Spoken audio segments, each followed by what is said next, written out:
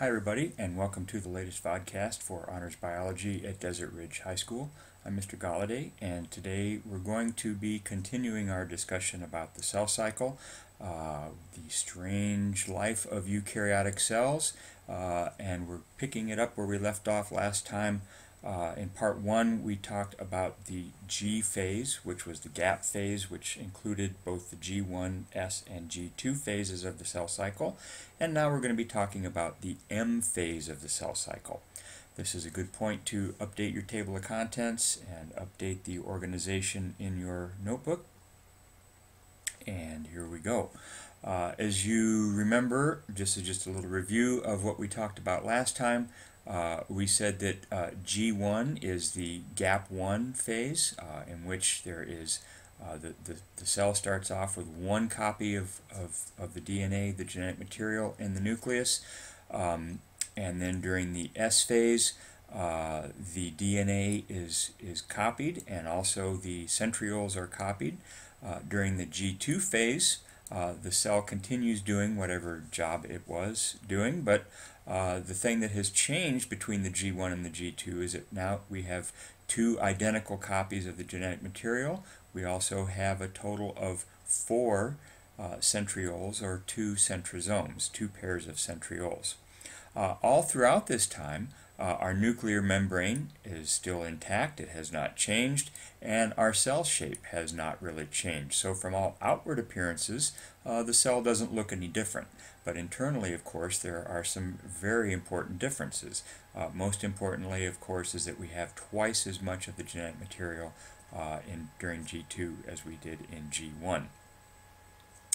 Okay, so what does our cell look like? So we left our cell, and here's our little cell, and we can barely make out the cell membrane around the outside of the cell, but we do see a very distinct nuclear membrane. The nuclear envelope here is very distinct. We can see some little lumpy things inside here, but no real distinct chromosomes yet. So we can conclude that we're at the very end of the G2 phase, or possibly very early in the M phase, which later on in the M phase, then we see that one of the first things that's changed is this. So going from here to here, what do we notice? Well, we notice first of all that there are these lumpy, wormy looking things here that have appeared where our nucleus was. There were some just sort of indistinct bulges here, but at this point now we really have some very distinct shapes showing up. The other thing that's happened is our nuclear membrane is disappearing. About all we have left is right here. We've got maybe a little bit over in here, but it basically seems to be going away. And so this is the first part of the mitotic phase, or the M phase. And you might be familiar with this term. The first part of our mitotic phase is called prophase. And during prophase, the most noticeable things that happen are, first of all, that where once we had chromatin, that chromatin has now wound and coiled itself up to becoming distinct chromosomes. The other thing that has happened is that our nuclear membrane is in the process of dissolving and falling apart. Oh no! Our nuclear membrane is going away. Our centrioles, we still have two pairs as we did at the end of G2, but now they're starting to move apart. Those two pairs are where they were close together by the end of G2. During prophase, those centrioles are starting to move apart. Our cell shape is still a little bit normal, although you might start to notice some changes in the shape of the cell, but there's nothing really drastic happening in the shape of the cell yet. Okay, with that little bit of foreshadowing, here's our cell during a typical prophase. This is a typical prophase cell. The nuclear membrane is dissolving. Our chromosomes are becoming very distinct. But now, as we continue to watch it, we see some more dramatic changes going on. We see that those chromosomes are starting to kind of move around, and so they're going from here just sort of looking like a bunch of worms in a bowl to looking like they're maybe starting to somehow organize themselves in some way. Still nothing really distinct yet. And as we go still further, even more dramatic changes have happened. Now we can clearly see our cell, but the shape is very different from what it was earlier. It's now sort of all stretched out. Our nuclear membrane is gone, but all of our chromosomes, while they're visible, they are all kind of bunched up here in a line, right down the middle, right down, well, sort of the middle, but towards the middle of the cell. Those changes that I've just described are typical of a cell in what we call metaphase. Metaphase is the second part of the M phase, and during metaphase, our chromosomes have sort of migrated and moved to the middle of the cell. Our nuclear membrane at this point is completely gone. It dissolved during prophase, and during metaphase it is nowhere to be seen. Our centrioles are still two pairs, and by this time they are at opposite ends of the cell. Our cell shape, our overall shape of our cell, has changed dramatically. It's gone from a normal shape to this sort of stretched out, elongated shape. Okay, and all of those changes that we see during metaphase, we can see those in this photograph, right? We have this stretched out cell shape. The centrioles, which we can't really see, aren't visible in this photograph, but we can see that our chromosomes are all kind of bunched up here in the middle of the cell. Okay, as we watch our cell a little bit longer, we now see some very dramatic changes take place. Now our chromosomes are distinctly visible, but it seems that they're being pulled away from each other. Okay, it seems that they're separating, and they're going to these opposite ends of this stretched out cell. These changes I just described are typical of the part called anaphase. And anaphase, the distinctive characteristics of anaphase are that the chromosomes begin to separate. So our chromosomes, which were all bunched up in the middle, they are now splitting apart. Our nuclear membrane is still nowhere to be seen. It is still absent. And our centrioles are still at those opposite ends of the cell. Our cell shape is continuing to stretch out and is now about as stretched out as it will get. And again, here are the distinctive characteristics of a cell during this part of the M phase, and we can see all of those things happening here, well, all except for the centrioles. Those aren't really visible in this picture. But here are our chromosomes. They are spreading apart. This happens relatively rapidly. This happens in a relatively short amount of time, and is a fairly dramatic change which can be seen in these cells. As we wait and watch a little bit longer, now what's happened are, again, the cell has changed once again. Where once the cell shape was distinct and elongated, we now see some really different sorts of things happening.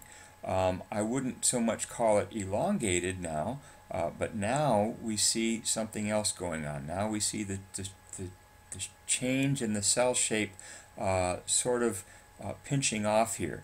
The other thing that's happening is that where earlier we had these very distinct chromosomes, now they're not so distinct, right? Now they're starting to go back to being these sort of vague, bulgy blobs, kind of like what we had during prophase, or the early part of prophase. So they're still sort of connected, but we don't see these distinctive wormy shapes anymore. Okay, and this is typical of a cell during what we call telophase. Telophase is the fourth part of the mitotic phase, and the DNA during telophase is sort of reversing what happened during prophase. In prophase, we started off with chromatin and we ended up with distinct chromosomes. During telophase, we started off with distinct chromosomes, and by the end of telophase, we don't have distinct chromosomes anymore. We now have chromatin. Our nuclear membrane, which was absent during metaphase and anaphase, is now beginning to reform. Again, this is sort of the opposite of what happened during prophase. During telophase, our nuclear membrane starts to reassemble itself. Our centrioles, which during prophase we had two pairs that were moving apart, we still have two pairs, but they are at opposite ends. And our cell shape is what is starting to sort of pinch off in the middle, or is we're beginning to see that that we're going to have two distinct cells in a relatively short amount of time. So here again, here we have our cell during telophase, and as we watch this cell a little bit longer, we see these changes continue. And now here is one of the cell membranes, right? It's still connected here, right? There's still a very slim connection here, but here is our cell membrane, right? And now it's almost completely pinched off, and so now, looks like it actually comes around over here. So here are our two cell membranes. This is one of the old blobs of genetic material, and you can start to see some of the nuclear membrane beginning to form. Same thing down here. We've got new pieces of nuclear membrane which are starting to form. Our earlier chromosomes are now completely gone, and we just have these little indistinct little blobs where they once were. This is typical of what happens during cytokinesis. Cytokinesis is basically the division of the cytoplasm. It's the final part of the M phase of the cell cycle, and our DNA has now completely, our chromosomes are gone, and now all we have left is chromatin. Our nuclear membrane, which began reforming during telophase, during the process of cytokinesis, the nuclear membrane completely reforms, and at the end of cytokinesis we have a fully functional nuclear membrane. Now, since the two cells are separated from each other, each of the new baby cells has only one pair of the centrioles, just as we did during G1. By the end of cytokinesis, we will now have two distinct cells, which will be very similar to what we had at the beginning of G1. The end of cytokinesis, essentially you could think of it wraps around and comes all the way back up here and comes back to G1. So our cells by the end of cytokinesis are now, we now, instead of having one cell, we now have two cells that are both in G1 by the end of cytokinesis. Okay, so here's our picture again. Here we have our two new daughter cells. By the time this cell membrane here pinches off, we'll have two completed nuclei, which the nuclear membranes are just starting to reform here, but we'll very soon have two distinct nuclei in the middle of each of these two new daughter cells. One thing I want to be sure that everybody's clear on is that what we call mitosis, sometimes people think that this whole thing is mitosis. Wrong. This whole thing is the cell cycle. Mitosis is really the division of the nucleus, and that all takes place during prophase, metaphase, anaphase, and telophase. By the end of telophase, our nucleus has divided. Each of the two new cells have copies of the genetic material. And so the part that we call mitosis, division of the nucleus, is only this part of the M phase, which is prophase, metaphase, anaphase, and telophase. Cytokinesis, the definition of cytokinesis is the division of the cytoplasm. And the division of cytoplasm is different from the division of the nucleus. So the mitosis is just the division of the nucleus, and by the end of telophase, that task is completed. So here we see our whole cell cycle, which consists of the G1 phase, right? During the G1 phase, our cell is basically doing its job. We have one copy of the genetic material, and it is all in the form of chromatin. During the S phase, the DNA is copied. Okay, so the S, of course, stands for DNA synthesis. So during G1, we had one copy. During the S phase, the DNA was copied, and during G2, we now have two copies of DNA. And we also have two pairs of centrioles. Okay, so the next thing that happens at the end of G2 is our cell enters the mitotic phase, and the mitotic phase consists of both mitosis and cytokinesis. Okay, mitosis consists of prophase, metaphase, anaphase, and telophase. Mitosis, of course, is the division of the nucleus. Cytokinesis is the division of the cytoplasm. And so there you see the whole course of the cell cycle. We started off with one cell in G1, and by the end of the cell cycle we now have two cells in G1. Well, that's the end of this VodCast. I'm Mr. Galladay for Desert Ridge High School in Honors Biology, and I hope you have a great day.